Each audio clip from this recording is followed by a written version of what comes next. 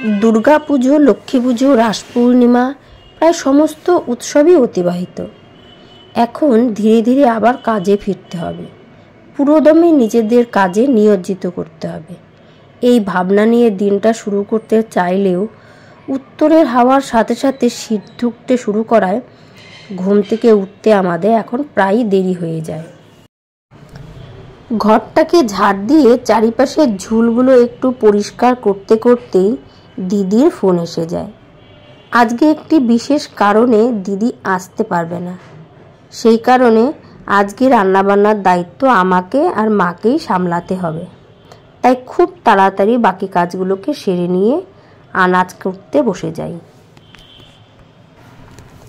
আজকে আর ব্যায়াম করা হয়নি, তবে এক গ্লাস গরম জল খেয়ে নিয়ে তবে কাজ করতে বসেছি।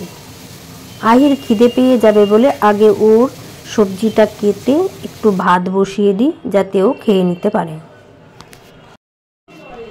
আমাদের দিদিরা আমাদের জীবনে কতখানি গুরুত্বপূর্ণ দায়িত্ব পালন করে সেটাকে ভালোভাবে বুঝতে পারি যেদিন দিদি না আসেন।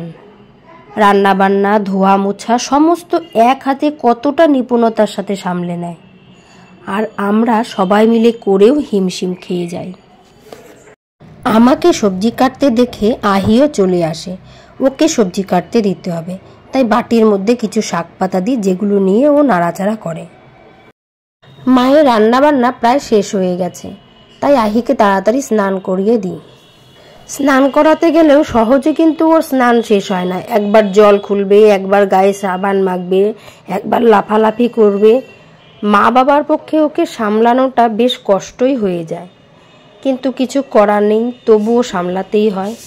যেদিন আমি বাড়িতে থাকি সেই দিন এই স্নান করানো, খাওয়ানো, এই সমস্ত কাজগুলো আমিই করে থাকি।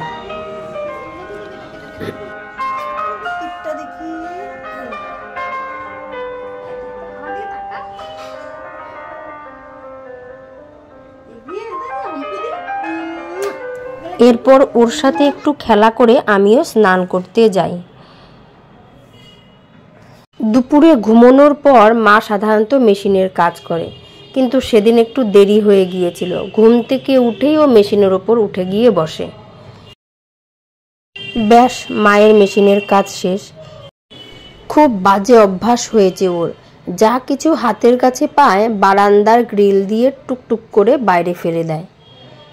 রিমোটটাকে খুঁজে না পেয়ে ভাবলাম বোধহয় ওখান দিয়ে ফেলে দিয়েছে, তাই উকি দিয়ে ভিডিও করে দেখছিলাম যে বাইরে থেকে দেখা যায় নাকি রিমোটটা। আজকের ভিডিওটি কেমন হলো অবশ্যই কমেন্টে জানাবেন, আর ভালো লাগলে একটা লাইক করে দেবেন।